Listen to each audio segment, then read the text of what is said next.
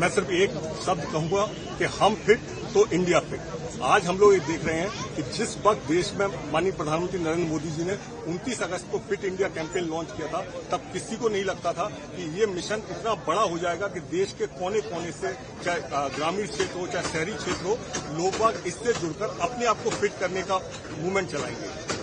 Sir, hockey premium league को लेकर क्या कुछ कहना चाहेंगे?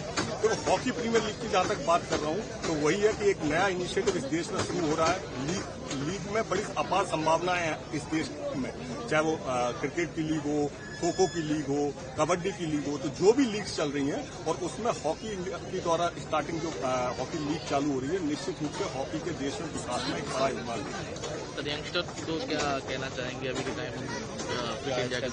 देखो, मैं यंगस्टर को ये कहना चाहता हूँ कि हम सब ये देखते हैं, हम सब लोग ई स्पोर्ट्स, कंप्यूटर, इन सब चीजों की तरफ बढ़ रहे हैं, लेकिन उन सब के लिए भी हमारा बॉडी का फिट होना जरूरी है। स्वस्थ शरीर में ही स्वस्थ मन का विकास होता है और उस स्वस्थ मन के विकास के लिए हमको सबसे पहले अपने शरीर पर ध्यान देना होगा। आधा घंटा रोज फिटनेस का डोज, आधा घंटा रोज, एटलीस्ट आधा घंटा हम कोई भी एक्टिविटी करें और एटलीस्ट घर से बाहर निकलें, अपने एसी के कमरों से बाहर निकलें और ग्राउंड पर आए। आप कुछ भी करो, आप योगा करो, आप साइकिल चलाओ, आप दौड़ो, भागो, कोई भी एक्टिविटी करो, लेकिन एक्टिविटी जरूर करो। आधा घंटा एटलीस्ट हम लोग यदि एक्टिविटी करेंगे तो हम इस देश को फिट बना सकते हैं, हम इस देश का हेल्थ बिल रिड्यूस कर सकते हैं। फिट इंडिया को लेकर मैं यही कहना चाहूँगा कि ये जो भारत सरकार ने जो फिट इंडिया मुहिम जो स्टार्ट की, ये अपना में एक अद्भुत कार्य है, जिसमें हमारे श्रीमान नरेंद्र मोदी जी जो इस कार्य के लिए मोटिवेट करते रहते हैं सभी को। और मैं तो चाहूंगा कि फैमिली जो है बढ़ चढ़कर इसमें भाग ले फैमिली। और आज जैसे फादर डेज है, फादर डे के उपलक्ष्य में तो मैं ये कहना चाहूंगा आप लोगों को भी कि फादर के बिना भी कुछ नहीं है, फादर को भी अहमियत देना चाहिए। ठीक है, गुरु को देते हैं तो गुरु भी सबसे पहला गुरु जो आज के टाइम में फादर है। घर में फादर और मदर की अगर आप रिस्पेक्ट करेंगे तो नेचुरल है कि फिर बाहर वाले गुरु को भी आप रिस्पेक्ट करेंगे। तो आज फादर डे के उपलक्ष्य में मैं एक बधाई देना चाहूंगा सबको। और रॉप स्किपिंग के थ्रू, मैं being rope skipping federation of India का फाउंडर मेंबर, आज हमारे 25 साल पूरे हो गए हैं इसको। मैं सबको ये फैमिली को मैसेज देना चाहूंगा कि आप रॉप स्किपिंग के थ्रू, आपके पास जैसे डॉक्टर पीयूष जैन ने कहा कि भी आप आधा घंटा दीजिए, बहुत अच्छा है, देना चाहिए। अगर किसी के पास आधा घंटा भी नहीं है तो आप 10 मिनट, हमारा एक स्लोगन है फिटनेस की रोक 10 मिनट रोज, फिटनेस की रोक 10 मिनट रोज, आप 10 मिनट दीजिए, आप फिट रहेंगे और फैमिली के साथ फिट रहेंगे। Fit family. Fit India Narendra Modi ji की चलाई हुई गवर्नमेंट की बहुत अच्छी स्कीम है। हर बच्चे को, हर उम्र के व्यक्ति को फिट होना बहुत ही जरूरी है। और अगर आप फिट हैं तो अच्छा पढ़ सकते हैं, अच्छा कमा सकते हैं, लंबा जी सकते हैं। और फिटनेस के बगैर लाइफ में कुछ नहीं। आजकल आप देखते हैं कितने लोग बीमार चल रहे हैं, हॉस्पिटल के बाहर लाइनें लगी हुई हैं। अगर आप थोड़ा भी समय अपने लिए दें और इस फिटनेस की मुहिम में, तो आप हमेशा स्वस्थ रहेंगे। फिट इंडिया मूवमेंट स्पोर्ट्स के लिए तो है ही, लेकिन आम जनता के लिए ये बहुत अच्छा मूवमेंट है, जैसा होना चाहिए था। हमारे देश में जो 20 साल पहले हम अमेरिका में देखते थे, वो अब यहाँ पर हम देख रहे हैं कि everyone is coming out from your house, अपने कंफर्ट जोन से बाहर निकल के वो आ रहे हैं और सुबह अपनी बहुत ही हेल्दी स्पेंड कर रहे हैं फैमिली के साथ। ये सबसे अच्छी चीज है। और कहते हैं ना कि जब हम फिट तो इंडिया फिट, हम फिट रहेंगे, हमारी फैमिली फिट रहेगी तो हमारी सोसाइटी फिट होगी, सोसाइटी फिट होगी तो नेशन फिट होगा, और नेशन फिट होगा तो फिट इंडिया मूवमेंट ही करेगा। मैम, एथलीट्स में भी अपने यंगस्टर्स बहुत अच्छा कर रहे हैं, इस पर क्या कुछ कहना चाहेंगी? यंगस्टर्स बहुत अच्छा कर रहे हैं। इसकी वजह ये है कि अब उनका माइंडसेट चेंज हो गया है। पहले जब हमारा जमाना था उस समय बहुत कम मेडल्स आते थे। हमारे जमाने में सब ये सोचते थे कि पार्टिसिपेशन मिल जाए, किसी तरह से ओलंपिक क्वालिफाई कर जाए, किसी तरह से एशियन गेम्स क्वालिफाई कर जाए। एशियन चैंपियंस में चांस मिल गया, चैंपियनशिप में गए, मेडल आया कि नहीं वो टारगेट नहीं होता था। आजकल टारगेट चेंज हो गया है, माइंडसेट चेंज हो गया है। आज अगर कोई भी खिलाड़ी प्रैक्टिस कर रहा है तो वो अब ओलंपिक मेडल के लिए सोचने लगा है। पहले तो सोचा ही नहीं जाता था। अब ये माइंडसेट चेंज हुआ है क्योंकि हमारे पास ओलंपिक मेडलिस्ट हैं।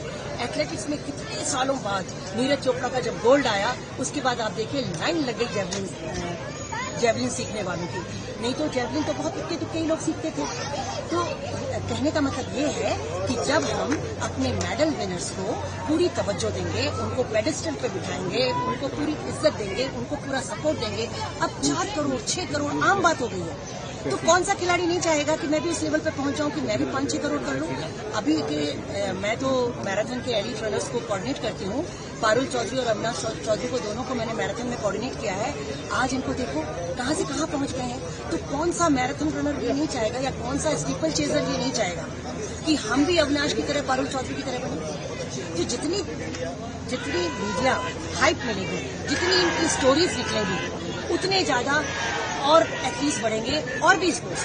मैम 2014 के पहले 38 इंफ्रास्ट्रक्चर प्रोजेक्ट्स थे स्पोर्ट्स में, आज 300 के ऊपर है। खेलो इंडिया के सेंटर 1040 हो गए हैं और इसी तरह टॉप्स और टारगेट एशियन गेम्स ग्रुप, इस तरह की बड़ी बड़ी स्कीम्स स्पोर्ट्स मिनिस्ट्री मंत्रालय कर रही है, स्पोर्ट्स अथॉरिटी ऑफ इंडिया कर रही है। इससे कितना बूस्ट हुआ है, क्योंकि आप इतने लेजेंडरी एथलीट, आपने देखा है चेंज होते हुए। देखिए, मैं दोनों कम्युनिटी के रनर्स के साथ भी काम करती हूँ और मैं टॉप रनर्स के साथ भी काम करती हूँ। टॉप रनर्स को सिर्फ मैं कोऑर्डिनेट करती हूँ, कम्युनिटी रनर्स को उनको देती हूँ ट्रेनिंग। कम्युनिटी रनर्स के लिए ग्रास रूट लेवल पे CSR आना बहुत जरूरी है। जितनी कंपनीज हैं, अगर वो ग्रास रूट लेवल पे बहुत कर भी रही हैं, लेकिन बहुत इक्का दुक्का कर रही हैं, अगर वो CSR करने लगेंगी, कॉर्पोरेट सोशल रिस्पॉन्सिबिलिटी को घुसना पड़ेगा ग्रास रूट लेवल के लिए। अगर हम 2036 का सपना बना रहे हैं तो हमें कंपनीज आएंगी, पैसा रेज होगा, इंफ्रास्ट्रक्चर रेज होगा, तब जाकर हम ज्यादा मेडल विनर्स ला पाएंगे। और जो सरकार की स्कीम्स हैं वो बढ़ती जा रही है, इस वजह से भी स्पोर्ट्स में अच्छी बेहतरीन प्रदर्शन हो रहा है। और जो कंपनीज हैं धीरे धीरे करके वो भी आ रही है। बहुत अच्छी बात है कि स्पोर्ट्स को CSR में ले लिया गया, अभी कुछ साल पहले, 4-5 साल पहले ही लिया गया था। और जब से स्पोर्ट्स को CSR में लिया गया है तो कॉर्पोरेट सोशल रिस्पॉन्सिबिलिटी में हम जैसे लोग भी CSR कर रहे हैं। हम TFCI के साथ कर रहे हैं, कम्युनिटी प्रोग्राम कर रहे हैं, टॉप प्रोग्राम तो बहुत सारे होते ही हैं। तो जितना फैसिलिटी बढ़ेगी, जितना सपोर्ट बढ़ेगा, उतनी परफॉर्मेंस बढ़ेगी, ये तो पक्की बात है। तो आप सभी को पता होगा कि हर संडे टू संडे हमारा नई थीम रहता है, याद है? हर संडे हमारा एक थीम रहता है। तो आज का जो हमारा थीम है वो है पैफी का। गर्मी लग रही है ना,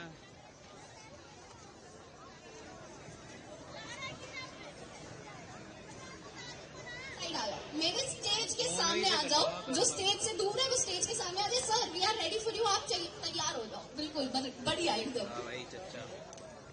ये देखो मैम सर अब हॉक स्कीपिंग फेडरेशन के जनरल सेक्रेटरी है, मैम नहीं है, मैम मैराथन चैंपियन है। तो हमारे पास अलग अलग भिन्न भिन्न प्रकार के हमारे गेस्ट आ रखे हैं जो अपने इनवाइट करना चाहूंगी। Doctor AK Bansal, Dronacharya awardee, ex India hockey coach, president Pepsi. Brigadier Vikram Singh sir, मैं please have you on stage. Thank you so much sir, आप तो बिल्कुल साइकिलिंग के लिए तैयार लग रहे हैं। नेक्स्ट अप मैं प्लीज इनवाइट डॉक्टर त्रिभुवन रामनारायण। आप तालियां तो बजा सकते हो, देखो। Thank you so much sir for coming here.